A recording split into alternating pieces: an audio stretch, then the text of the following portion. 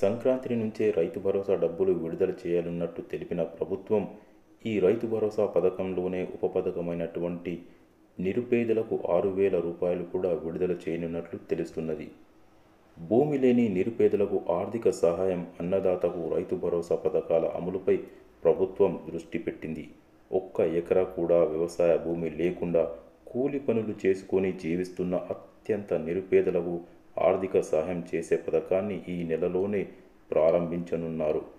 తెలంగాణలో మొత్తం 1,16,00,000 కుటుంబాలు ఉన్నాయని ఇటీవల నిర్వహించిన ఇంటింటి సర్వేలో తెలిసింది. దీంట్లో పట్టాదారు పాస్ పుస్తకాలున్న రైతులు 70 లక్షలని, రెవెన్యూ రికార్డులు ఉన్నాయి.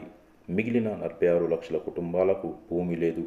వీరిలో నిరుపేదలను గుర్తించేందుకు జాతీయ ఉపాధి హామీ కూలీ గుర్తింపు కార్డును ప్రతిపాదికగా తీసుకోవాలని ప్రభుత్వం భావిస్తున్నట్లు తెలుస్తుంది. భూమి లేని నిరుపేదలకు నగదు. తెలంగాణలో మొత్తం 53 లక్షల మందికి ఉపాధి హామీ గుర్తింపు కార్డులు ఉన్నాయి. వారిలో 32 లక్షల మంది మాత్రమే రోజు కూలీ పనులకు పోతున్నట్లు కార్డులు చలామణిలో ఉన్నాయి. ఈ కార్డుదారుల్లో భూమి లేని వారు దాదాపు 15 లక్షల నుంచి 16 లక్షల వరకు ఉండవచ్చని ప్రభుత్వం ప్రాథమిక అంచనాకు వచ్చింది. వీరికి 6,000 చొప్పున ఇవ్వడానికి దాదాపుగా 1,000 కోట్ల వరకు అవసరం ఉంటుందని ఆర్థిక శాఖ అంచనా వేస్తుంది.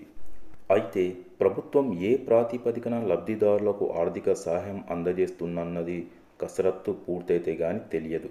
ఈ పథకంతో ఒక్కో నిరుపేద కూలీ కుటుంబానికి సంవత్సరానికి 2 విడతలుగా 12,000 వస్తాయని, అందులో తొలి విడతగా 6,000 రూపాయలు ఈ సంక్రాంతికే విడుదల చేస్తామని డిప్యూటీ సీఎం బట్టి విక్రమార్క గారు చెప్పారు. రైతు భరోసా పథకానికి నిధులు సమీకరణ. దీంతో పాటు రైతు భరోసా పథకానికి నిధులు సమీకరణపై ఆర్థిక శాఖ దృష్టి పెట్టనుంది. వచ్చే నెల సంక్రాంతి పండుగ నుంచి రైతు భరోసా పథకం రైతుల ఖాతాల్లో డబ్బులు వేస్తామని సీఎం రేవంత్ రెడ్డి గారు మంత్రులు ఇప్పటికే చాలాసార్లు తెలిపారు. దీనికి అర్హులైన రైతులను గుర్తించడానికి త్వరలోనే కొత్త మార్గదర్శకాలు విడుదల చేయనున్నట్లు తెలుస్తుంది. దాంతోపాటు అనర్హులను తొలగించడానికి మంత్రివర్గ ఉపసంఘం ఇప్పటికే పలు మార్గాల్లో చర్చలు జరిపింది. గత ప్రభుత్వం రైతు బంధు పథకం కింద పంట సాగు చేయని భూముల యజమానులకు 21,000 కోట్లకు పైగా ఇచ్చారని, కానీ ఇప్పుడు రైతు భరోసా పథకాన్ని వాస్తవంగా సాగు చేసే నిజమైన రైతులందరికీ ఇవ్వాలని ప్రభుత్వం ఆలోచిస్తుంది.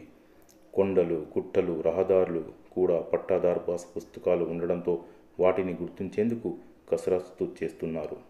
ఇవన్నీ పూర్తి చేసి సంక్రాంతి నుంచి రైతు భరోసా ఇవ్వాలంటే కనీసం 5-6 వేల కోట్ల రూపాయల బడ్జెట్తో రైతు భరోసా పథకానికి 15,000 కోట్లను రాష్ట్ర ప్రభుత్వం నిధులు కేటాయించింది. వీటి విడుదలకు ఎలాంటి సమస్యలు లేవు. కానీ ప్రస్తుతం ఉన్న ఆర్థిక పరిస్థితుల్లో ఒకేసారి 6-7 వేల కోట్లను జమ చేయడమే అసలు సమస్య అని అంటున్నారు. సంక్రాంతి వరకు బాండ్ల విక్రయంతో మరో 4,000 కోట్ల వరకు రుణాలు సేకరించనున్నారు. ఈ వీడియో మీకు నచ్చినట్లయితే లైక్ చేయండి మరియు మా ఛానల్ని సబ్స్క్రైబ్ చేసుకోండి.